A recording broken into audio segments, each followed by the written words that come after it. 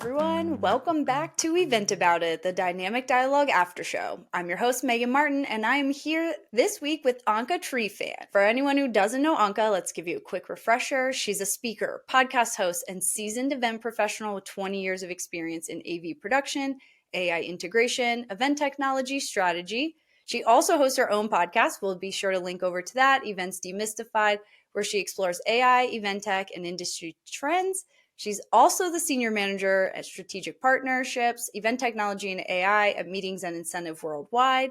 She's the founder of Trifan Events, a women-owned agency specializing in AI-driven event solutions. And through her Fit for Events framework, we're going to talk all about wellness and fitness, why it's important for event profs, where she advocates for wellness in events and promoting a balanced approach to success.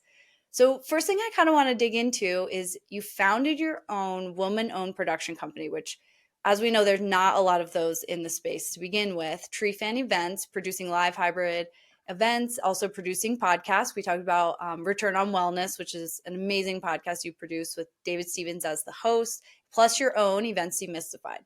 So why did you start this company? Why was it important to you to have a woman-owned AV company?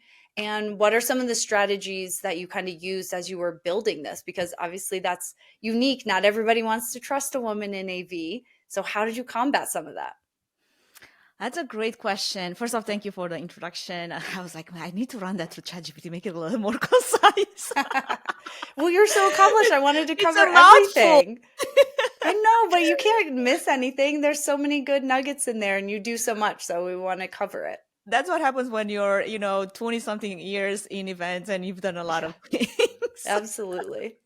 So to your question, starting Trifan Events was really about honestly taking control of my life and my career. I had spent many years up to that moment working for other AV production companies. I had some great experiences, a lot of growth, and I was already running a lot of events for massive clients. And when I was at this crossroads. That's when I realized that not only was I really good at what I did, but I also wanted to kind of do it my own way. I've learned a lot up until that moment, and I was always taking notes. Like if I were leading this company, I would do things differently, or if I were to be in charge of like this production, this is what I would do. And I always wanted to lead with purpose. I wanted to create impact and also bring a level of excellence and care that I didn't always see in the industry. Not that there's not a lot of production companies out there. They do put a level of excellence in what they do. But I think as women, we bring an extra level of detail and empathy. And that was something that I knew that had going for me. I also knew that I had this desire for autonomy. I wanted to choose who I work with, what I was going to design, what was the process that was going to take, and serve my clients at the highest level, but my way. Yeah. And I wanted to create opportunities for other women in production and AV. And many women, they still struggle with not always being put in lead AV roles because that's still very much a space that's largely male dominated. So Sure. for me, Trifan Events became a way to lead with my values, bring heart and intention to events, and also integrate my tech background, my computer science background, my production skills, and then the understanding of the human emotion and condition to create experiences that connect and move people. So it wasn't just about producing events; it was really about creating those meaningful experiences, um, and it worked out. Was it always easy? No.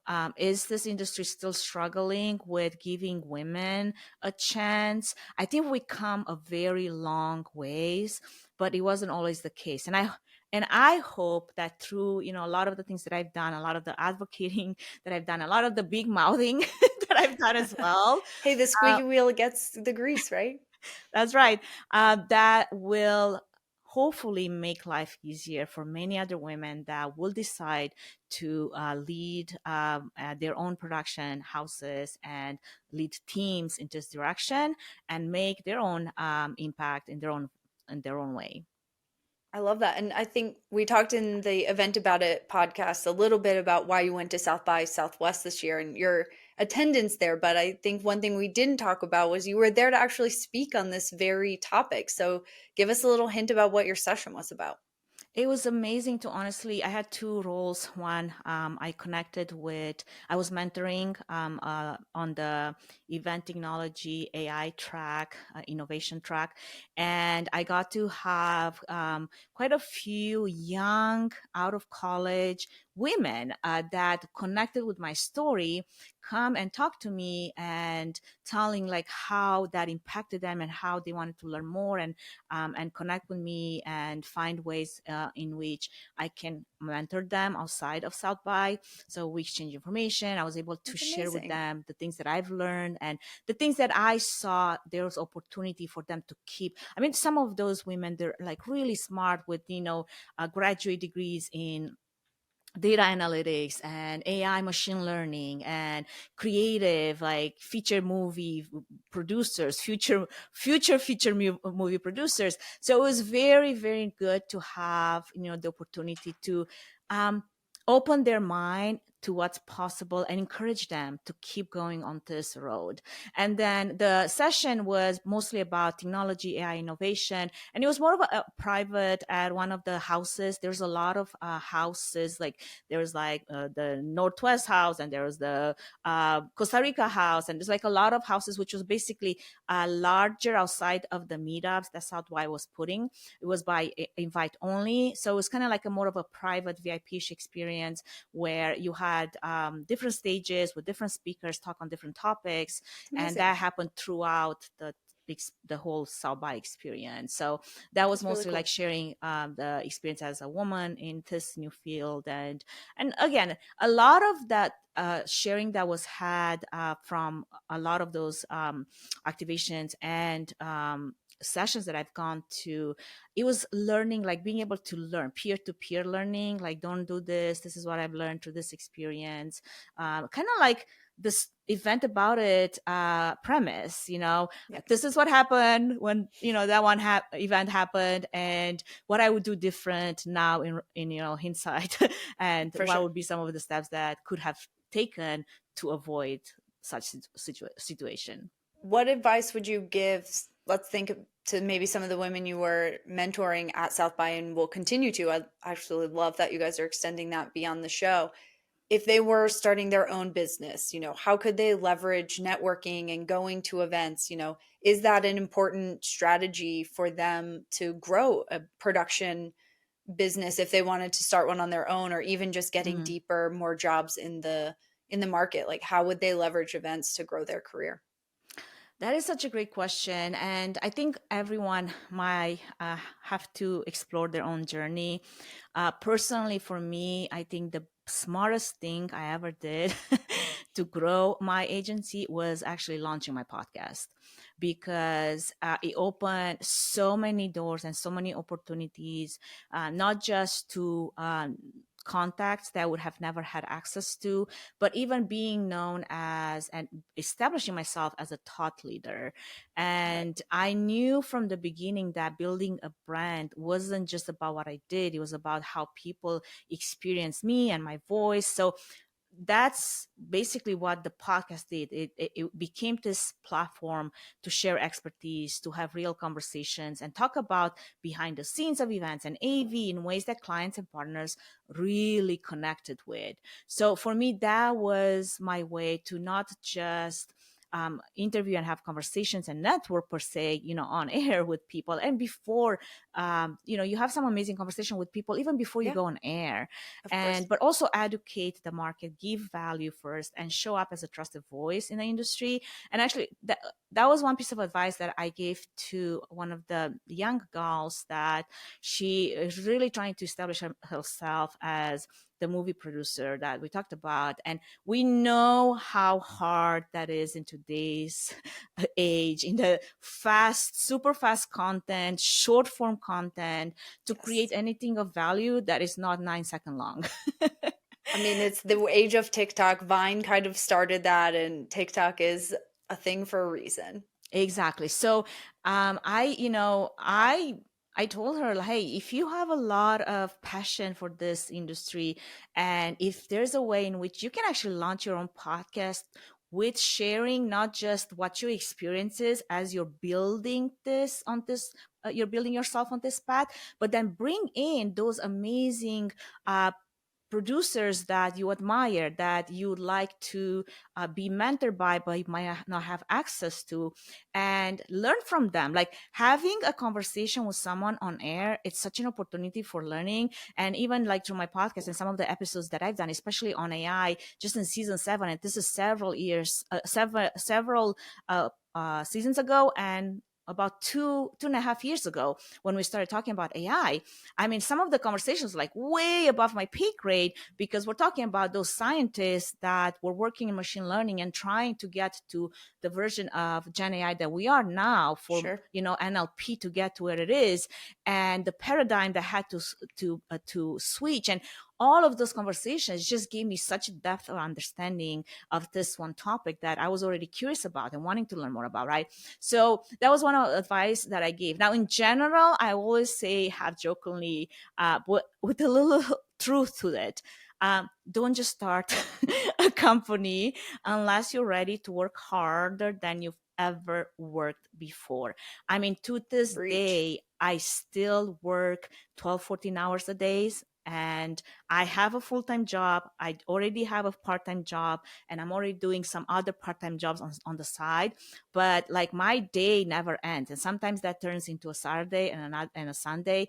And we think about running your own business as something glamorous, but the reality is that running a business, especially in events and production, is really tough. And you Yes. carry a lot of responsibility, you carry a lot of weight, you also carry a lot of risk. Like if an event went sideways and it's on your docket, I mean, you don't want to be the one responsible for 500 in-person gala gone wrong, right?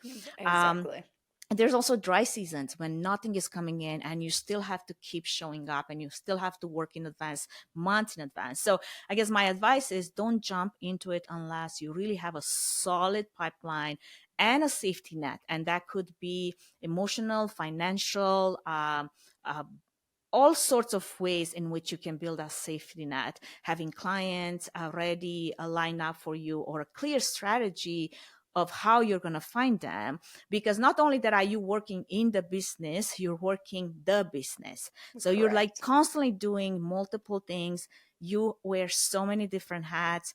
And now that I work for a larger agency, honestly, it's so funny to me because I'm like, I have done 10 roles. Then now there's 10 people doing those roles. Like this whole time I was running my own agency, and I was doing them fast and efficient because I didn't have a choice. Right. Well, I And was going to some ask you, with the transition to working sort of this full-time agency role, although you're not necessarily producing with that role, what has that been like, going working for yourself, making your own day, that grind and passion you have to show up to do it every day, to now have this full time? Like, how's that transition been for you? It's been honestly great because the thing was when I decided to move from running my own company full time to work in a larger corporate structure at meetings and incentives worldwide. That has been a big shift, but it was one that I was also ready for because I'm Yeah. someone who is driven by growth in my skills, in my knowledge, in the impact that I can make. And I reached a point where I had done everything that I could within the walls of my business. And I also knew the type of liability and risk I can take and at what level. And I realized that I am not able to pass that. This is where I hit the wall, and I can keep grinding, trying to push through the wall. Or if I wanted something new and challenging, I had to switch paths. I had to switch directions. So I really wanted to go deeper into event technology, AI, strategic partnerships. And I wanted to do it in a space where I could also learn from others and lead at a higher level and make a bigger impact. Again, going back to impact Yeah. across a broader client base. And I might not be able to necessarily run events on site, even though I still have some legacy clients that I'm still doing that for.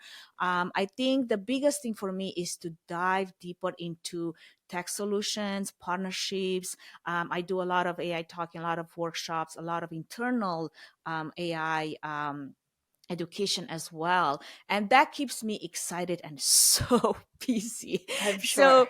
I'm definitely leveraging a lot of the things that I've learned with Trifan Events. Trifan Events is still running the production for the two shows that you mentioned, but also we have three others that we work with. I have a team that works, like it's on my payroll, that actually supports me doing that. And because I've also been able to really tap into AI's opportunities, like automation, and be able to create workflows for me that I don't have to manually constantly like be hands on, that gave me the freedom to then remove myself and do other things that support my growth. So that's where I feel like there's this, it's a larger ecosystem, and I'm not saying that everybody should do that or would be able to do that, but you have to know where your capacity is at. You have to know like the type of support that you have. Like, I don't think I could do all the things that I do, one, if I didn't lean heavily in automation and a lot of the tools that I use, but also because of like my husband and the support that I have with the kids and the household, and even things like that would take my bandwidth, go grocery shopping, I don't know, uh, do random things like, oh, thanks, thank God for Roomba for vacuuming my house. Things like that take time, They do, So yeah. having a support system, whatever that looks like, especially when you have a family, when you have kids, when you have to be present over other things, right? And I choose to be present with my kids, and I choose to do the things that are very intentional when I have the time. But then also my kids look at my schedule and they say, okay, so I see there's a gap in your schedule on Saturday Your kids are like sending afternoon. you calendar invites for like when they can talk to Let's go and mom. do something fun. I'm like, I'm down for it. Let's go. I love it. And I also love this is the beauty of AI, and we're going to get into that next, of the automation and workflows, even starting, myself wearing many hats and working a lot of different jobs in the sector now.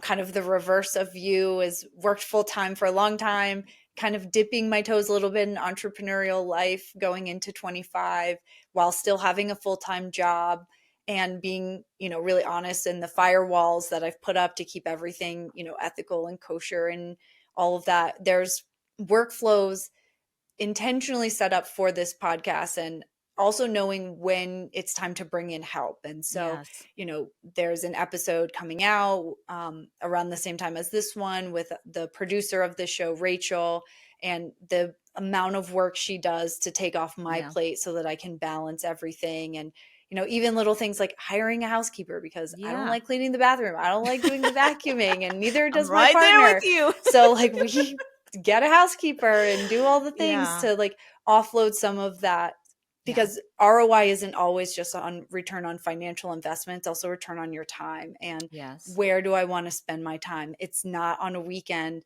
when I finally have a break from all the work. I don't want to have to then be like, okay, well, I need to spend 2 hours cleaning the house. Right. Like, that's And I not an used to ROI. do that, and I feel like I was so OCD about having my house sparkling clean all the time. And some of those expectations that I set for myself, I had to let go of.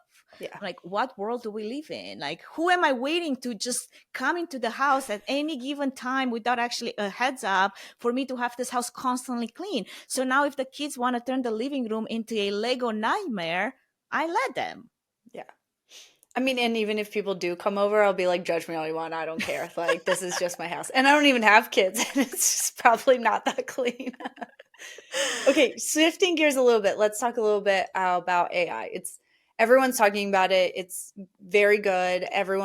There's so many good applications for it and how people can use AI in their day to day. I mean, I even use it for personal things, not just necessarily work things. But I think it can get really overwhelming because Hmm. there are so many AI tools. There's so many different ways to use it. Everyone's talking about it. Where do we start? If I'm just finally over some of the apprehensions that maybe come Hmm. with using an AI tool, where do I start? How do I even start evaluating which tool should I use? I think to your question about, or your statement about people feeling overwhelmed, it's because they think that they need this full AI stack or dozens of tools just to be effective. But honestly, you can accomplish so much with just one well chosen tool if you're willing to lean into it and learn it properly. So I think one of the biggest misconceptions is that you need all those tools to just get started. I started learning how to use and prompt ChatGPT to the point that I can do, I would say, 80% of everything that I want to do, including writing, brainstorming, client communication, and analysis, reporting. I mean, transcripts, extract like executive summaries from transcripts, and create agendas, create RFPs, study contracts, and look at terms and make sure that legally we're covered. All those things I do so much with ChatGPT, and that's where it goes to. I don't need 20 tools to do the things that I need. I just need one tool that is deeply connected to how I do things and is deeply connected with how I want it to be training it. And then it's integrated into my workflow. So even like this workflow that we talked about, support workflow that we both do, for our podcast, I have a build and I programmed this custom GPT to act like an app to be my support system for my podcast. And it runs like an app. And yes, I had to learn Python, and I've never used Python before. And what do you think I used to learn Python when I needed to? ChatGPT. The Yep. cool thing is, like, within those tools, you have so many options. And like even with ChatGPT as an app on, say, your Mac, you can screenshot every other window that you're working on and be able to pull that data in and say, okay, tell me what's wrong with this code. I was able to embed ChatGPT in VS Code to be able to code, right, for Python. And I'm like, I have no idea what I'm looking for. Why is this code not working?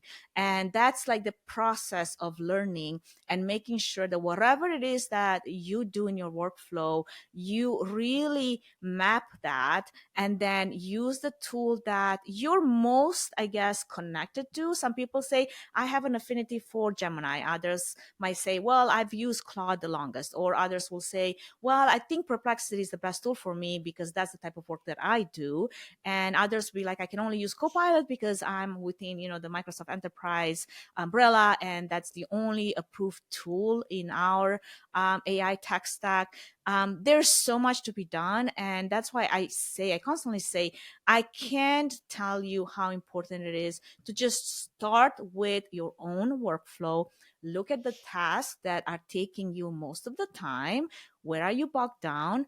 Maybe if you're spending hours writing or rewriting emails or creating event copy or researching venues or generating agendas or researching speakers or creating, speaker prospectus or sponsor, who knows? Pick one area where AI could give you back that time, start there, and don't just try to like do everything at once, automate everything at once, right? Right. Start small, learn, build from there. Most likely, if you're building any automation, I'll tell you from the get-go, you're going to have to go and reiterate. Like one example of this, I built a Power Automate automation for myself to give me an update on a client proposal that would come through to a different team member. And then whenever that there was an update in the process, have that team member set up an appointment in my calendar for us to have a quick chat about it so we can move into the next stage of that process. And I forgot to stop that loop of how that was going to happen. So one day I wake up to like 20 appointments on my calendar, and I'm like, what the heck? Like, where did those come from? Yes, there were 15 minutes increments, but still, I'm like, what the hell just happened, right?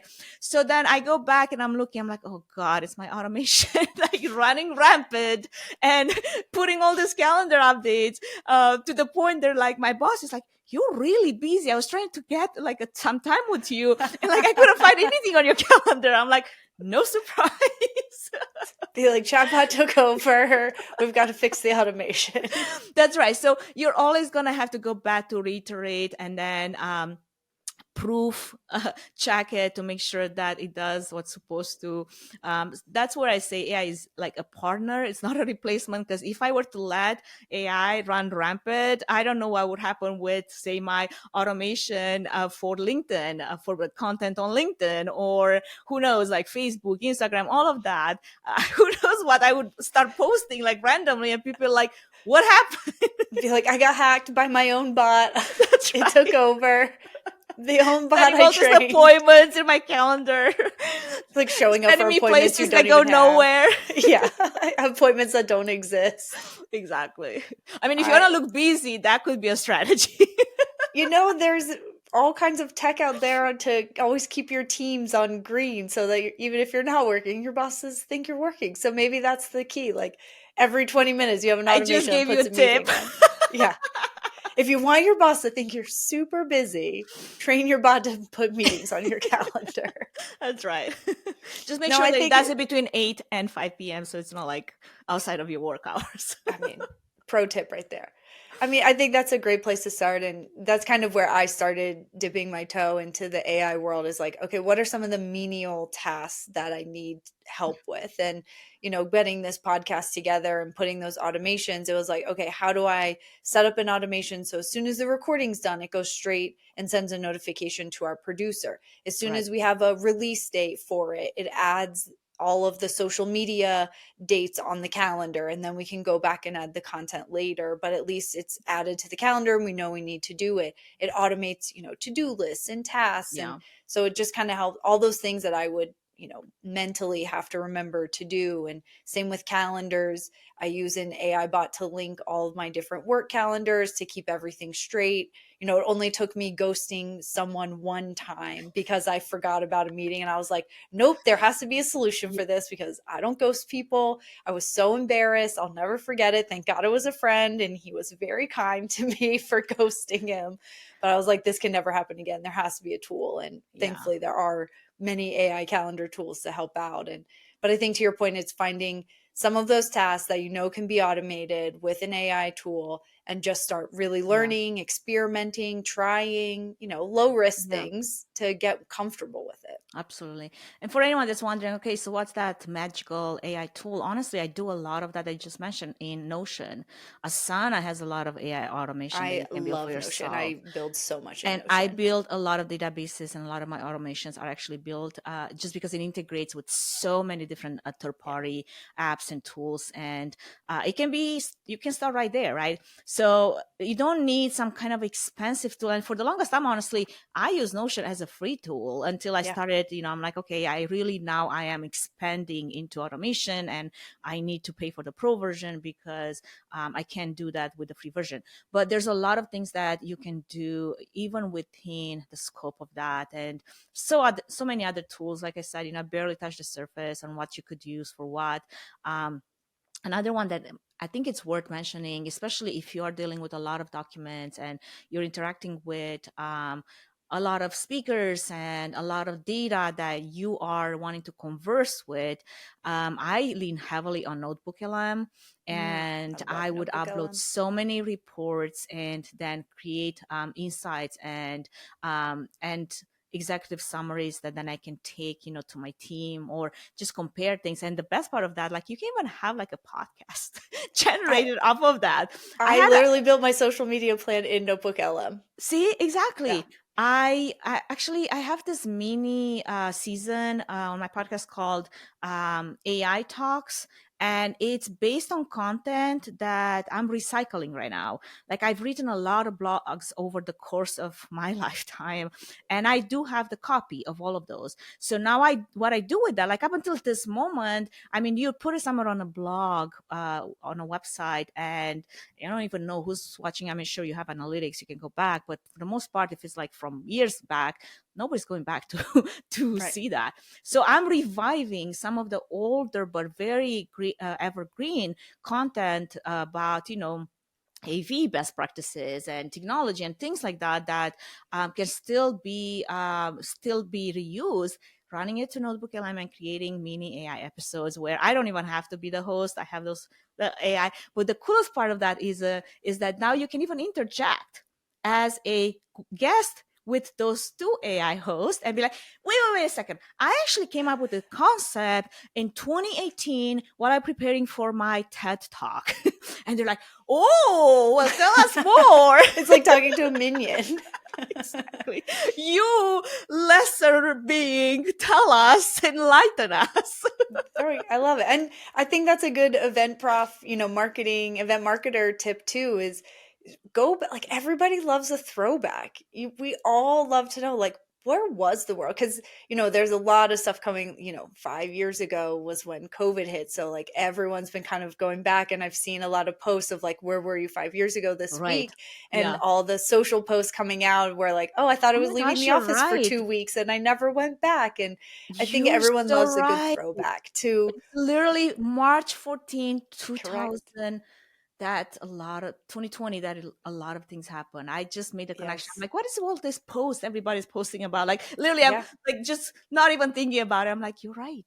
Yeah. It was 5 years ago this week. And, it just kind of shows that even then, in those sort of traumatic moments where we didn't know what was happening, everyone loves reflecting. And so you Yeah. can use that as marketing genius, basically, without having to create anything new. Just resurface and put a series together of like, man, here Yeah. was the best 5 episodes from 5 years ago before we knew the world was going to shut down. Let's, uncomfortably relive the first 6 months of COVID pandemic when we were all stuck at home, and what were we talking about?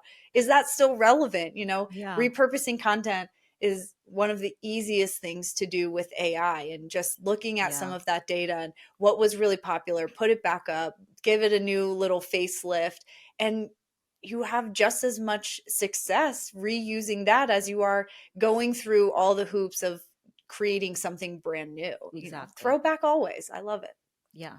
I mean, that's why we still like to read like a really good novel of like written 200 years ago. Who knows, like 2000 years ago, because we like to get back into that mindset. There's some novelty to that. And Yes. I hope we'll keep doing that because, I mean, yes, we keep evolving and there's new technology coming out. I mean, so many things happen in 5 years, right?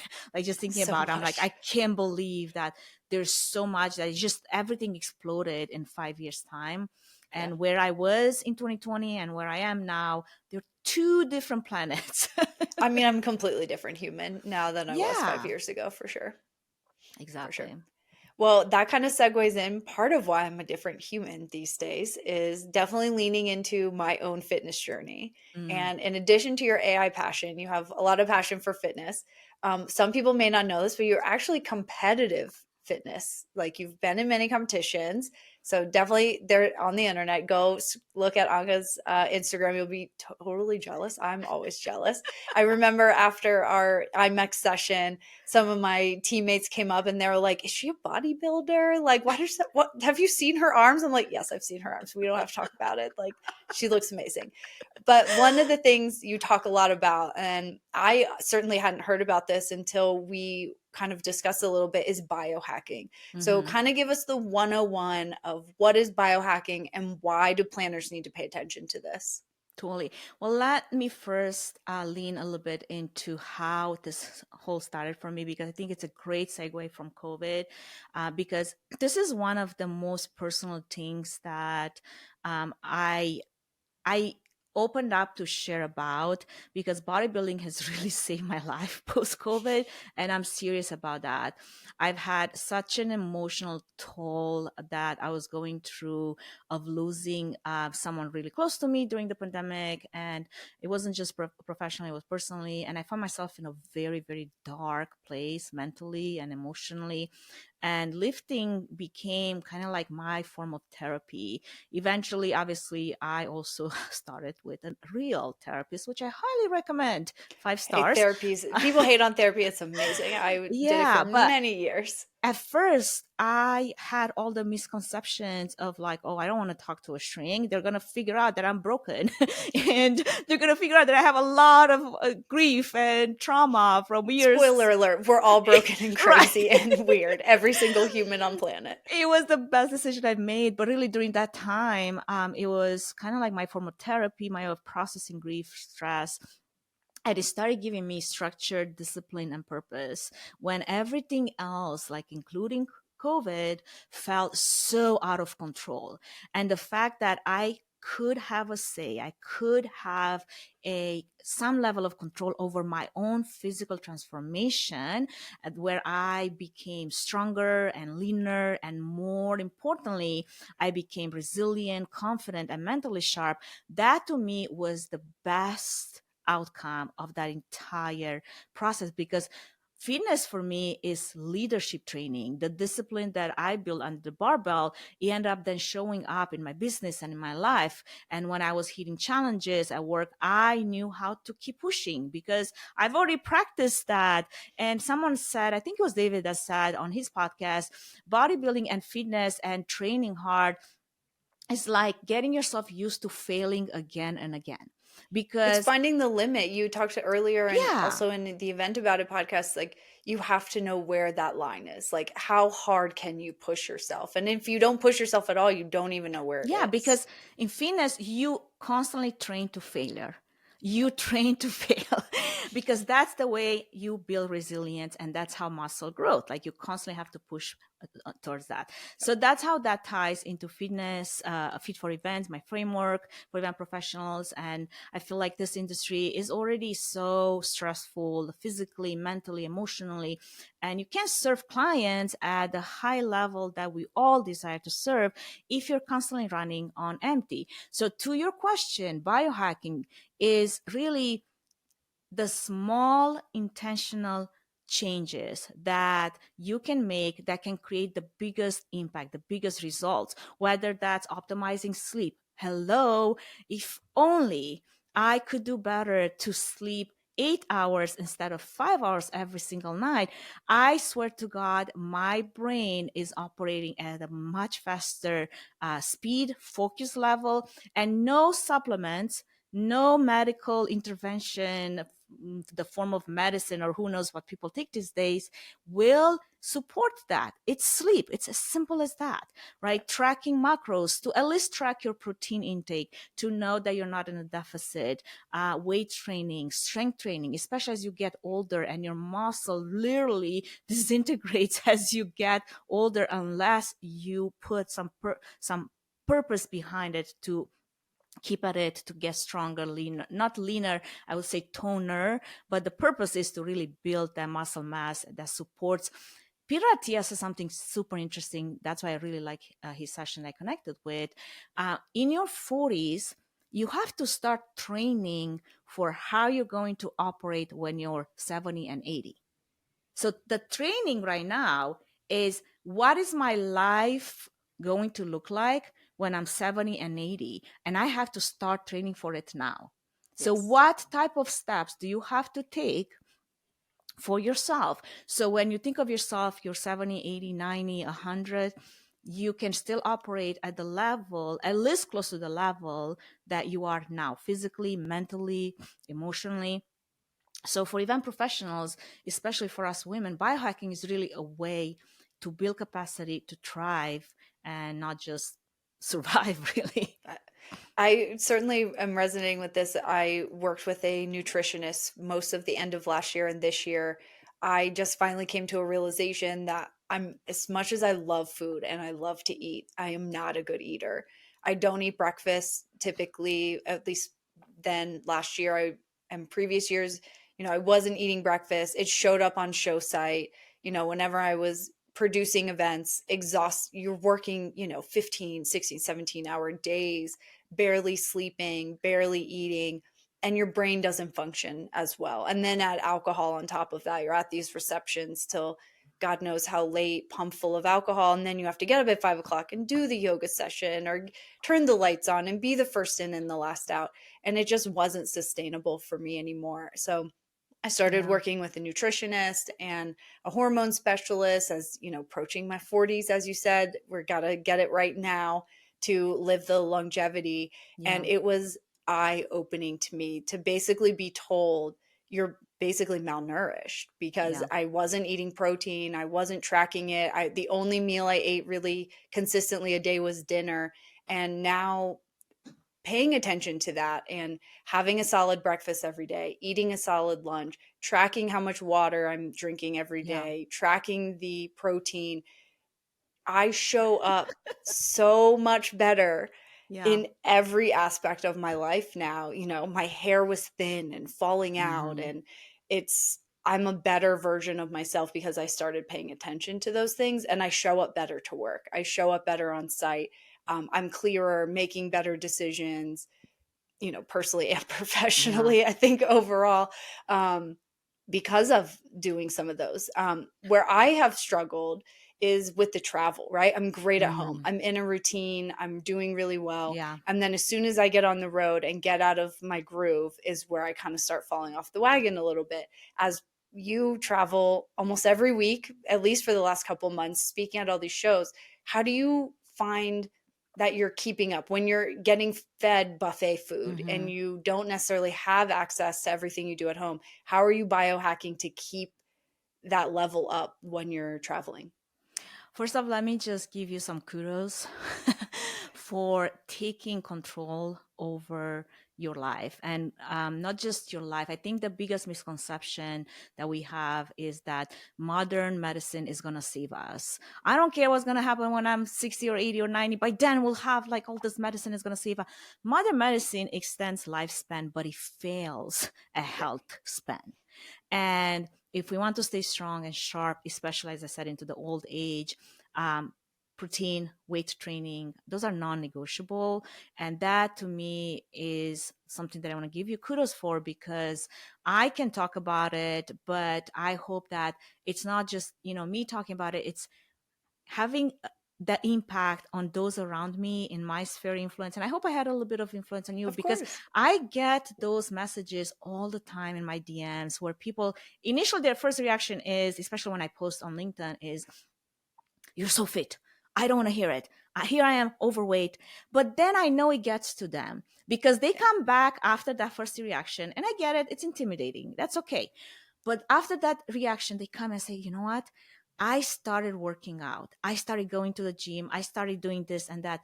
And yes, they might do it at a different level. Totally okay. Start where you are and keep at it. To me, that's the biggest win. So I did my job. for Whatever sure. I was posting actually had the impact that I was hoping that it would. I mean, that So certainly had an influence on me, but also playing pickleball and getting your ass kicked by a bunch of 70-year-olds who are fitter and better and everything than you at a sport that you should be, kicking their ass at was finally like, all right, I gotta get my shit I together. mean, if you look on the pickleball court, some of the like most predominant players are older gentlemen and ladies, and you're Yes. like, dude, like, but they play pickleball like 8 hours a day. Like those are I like mean, strong I players. don't disagree, but it's a very humbling moment It that is. was, I hate to admit it, somewhat transformative in my life of like, I was God like, damn, I how is gotta it get I'm this not stronger together. than a 9 year old? Like, what's going on here? But to your Exactly. question, how do I do it? I think my biggest, I would say, experience doing that was in 2023, the fall of 2023. I was running full speed ahead with my business, and oh my gosh, I was running so many events, traveling nonstop without a break. And then just to make things better, that was the first time I decided to do a competition. It was November 20, no, it was 2022, 2022, I think.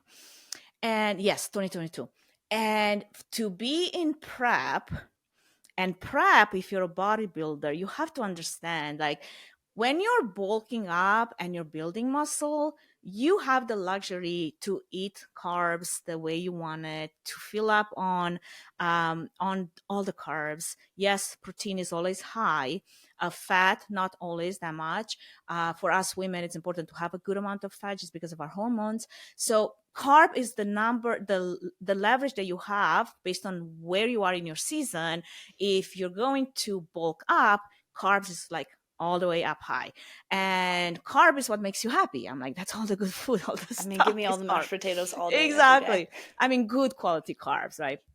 So as I was going through my prep, closer to my to stage lean is when you start cutting your carbs. And when you start cutting from 300 grams a day to all the way to 60, 80, and 60. Now, to just give you some kind of a like understanding what 60 carbs means is basically a banana has like 20 carbs. So think of the amount, the choices that you have to make, knowing I only get this many carbs, and it becomes a math problem, and it starts consuming your life, and it becomes the only thing you think about is what am I going to eat next. So this is in the middle of the busiest seasons, and I had this goal for myself. I'm going to compete for the first time, and I really want to do well, because when I get myself into something, I give it my all. So I was running like 100 miles an hour, firing from all cylinders. But I'll tell you, it was the hardest thing I've ever done, because to do that on show side, I know that I had white eggs in the morning, and I couldn't touch whatever that was there for lunch. And I had to wait for dinner to be able to eat what I needed to eat at this restaurant that I already produced the menu, and I already pre-planned what I was going to have, and just have like a protein shake that I had with me. Or I had bags of spinach as my only snack. I mean, Oh my dry Lord. spinach. That's all. Because I was in such a like strict calorie intake, that I needed to be able to get to the stage weight that I was in. And every week counts. You have measurements, you have your macros, everything fluctuates, and you have to stay strict to the program. So, like I said, that was like the hardest thing I've ever done, but it tested me in so many ways, like mentally, physically, emotionally. And I wouldn't say that was the most pleasant person to be around. At least, I mean, at a client level, I was doing my best to like put on a face, right? For sure. But man, anyone that had to like deal with me behind the scenes, I that mean, was a hanger different is a story. real thing. Hanger is real. Right. But here's what that experience taught me: the fact that I was able to pull it off, the fact that I was able to bring home two swords, which is like first places, in on two different categories and different competitions, that to me was next level of accomplishment.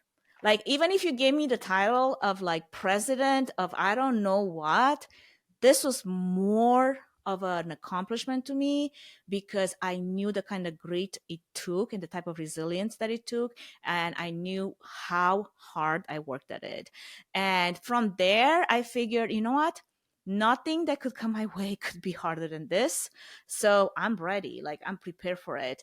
And then every competition after that, obviously I was able to improve and optimize, and don't do this, don't do that, choose a different season. If you're going to compete, don't do it in the middle of your busiest seasons. Yeah. All those things that in hindsight you would do differently, going back to Sure. the stories.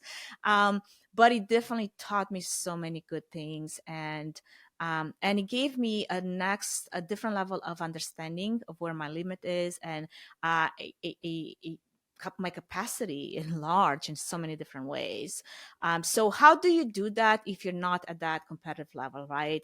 I think small choices and pre-planning are really the key here, because you could pre-plan to have some healthy snacks with you. You can look at your schedule and say, well, I know I'll be on site on, like, show site those hours. Let me see, is there a break in the afternoon that maybe I could go for a walk, because I really need like some like some white space. Yeah. Or maybe I could hit the gym because I really want to work on my on my weightlifting programming, or whatever, like strength training. um, or even with the options that are there. Yes, there's options. Sometimes you don't have a lot of options, but also packing protein. I always pack my protein powder with me. So even if I don't have the ability to, like, say, pack protein shakes in my carry-on, having powder with me and a shaker that already fills my quota for the day for protein, because I know I'll get carbs, I know I'll get fat. I don't have to worry about that. Yes, I do Yep. have to make some choices, maybe choose salad, no dressing, versus, this beautiful pastry that I would gladly have, but then I already know that that's not going to benefit me, especially if this is in the afternoon and I'm going to hit that post-perennial deep, and now I'm going to feel like I'm ready to take a nap, but I still have 6 hours to go Right. because the event is just starting, right? So small choices like that are important, and then protect your sleep. That's one thing that actually I was so proud of myself when I went last week to South by, because I got more sleep while I was there than I actually get at home. I was getting 9 hours of sleep because Impressive. I intentionally called it like an 8:30. That's it. I'm not gonna go to anything late night. I'm not gonna do any late night premieres. I'm not gonna go to some crazy club. I'm not gonna do all of this. It is a lot of no's that you have to say to yourself, but I think it's not so much about saying no as much knowing that that is what allows you to say yes to other things. And Yeah. for me, it's yes to health, yes to better sleep, more clarity, mental clarity, and longevity long term, because it's kind of like your health that the steps, the biohacks, the things that you do now, it's this investment, like your IRA account, Yeah. into your future, right? So it's a choice. It's a choice that you get to make, and sometimes choices are hard, especially if they're embedded in years of different type of habits, or even trauma that's associated with food intake and a lot of other things, right? But I think taking one thing and deciding, okay, I want to work on this thing, like you said, you decided that nutrition was important, and making a change there is what gave you then the confidence to add an extra layer to that. Then you do, strength training. And then maybe the next layer will be, let's do better sleep and start on a habit that will support that. Those are the biggest things, honestly. It's not magic. Again, going back to Peter Yeah. Attia's session at Salbai, everybody knows that he's a doctor. He's been in this a space as a longevity expert for many years. He is the one that came up with this centennial decaton idea, which basically training now for the life you want at 100, that I mentioned earlier. And everybody was like, so what is the secret to like the lifespan, to living to 100? And he basically said protein intake, strength training, and managing your energy. And everybody's like, really? Like, They're like, you're oh, we making have to me work at it. exercise, you're making me eat like healthy, make healthy choices, and you're telling me that there's no magic pill. Like, what's Yeah. the point of the session? Pretty much. I love watching the documentary and read the book about blue zones, and they talk Yeah. pretty much about the same thing. And those are the areas that have the highest concentration of people that live to 100 or over 100. And it's fascinating research. For me, I think the little things, like you said, helped me a lot. I pack snacks now. I have beef sticks and trail Yep. mix, and I pack the liquid IVs, sugar free, so that I'm staying hydrated, because that's half the battle. Yeah. Sometimes too is not just the eating, but being hydrated. Exactly. And so I always have snacks at the ready for when I'm, feeling that hanger coming on. And, maybe the lunch isn't something I want to eat, or breakfast doesn't have the protein that I Yep. need to have on it. I have the resources with me to be able to keep going for the day. Well, I hope you never have to go to eating spinach out of a bag. Never, If it not comes even to one it, time. that is a No. great snack. Okay, just saying. We'll take your word for it. I never want to find out. I think I even have an episode that I recorded. I was in San Francisco running an event at the convention center there, and I was running one of my short events, short episodes on rent. I think it was rents. That was the season. And I'm literally like with my protein shake and my spinach out of the bag, just eating. I'm like, this is the only time I get to eat, but I also get to record this episode and talk about it. So it was just like hilarious. I might go back to that sometimes. I'm like, oh my gosh, I don't want to go back to that. Well, we don't want you to go back to it either. Well, I really appreciate the conversation. I mean, we could keep going and going. There's so many specialties, but where can we find you? You're always on the road. You're always sharing some great tips at conferences all over. So where can we find Anca online and in person? I think the best place to connect with me is LinkedIn, Anca Platon Trifan. You can always find all my speaking topics, podcasts, and the resources on my brand new website as well, ancaplatontrifan.me. And I mean, I'm all over social as well, but I also have many different channels based on which bucket I create content for, because I'm a very like uh, Compartmentalized. I love it. compartmentalized individual. Yes. Yeah, that's awesome. Where are you speaking next? Where can we find you in person next? The Northwest Event Show, if this airs before that, is going to be March 26, 27, 28. I'm speaking on the 27th in the morning, and it's going to be a sessions focused on AI and automation and how you can work better and smarter with the tools at hand. Well, I love it. Thank you for joining us for the Event About It podcast and this amazing dynamic dialogue after show. Thanks for tuning in, everyone, and we'll see you at the next one. Thank you for having me.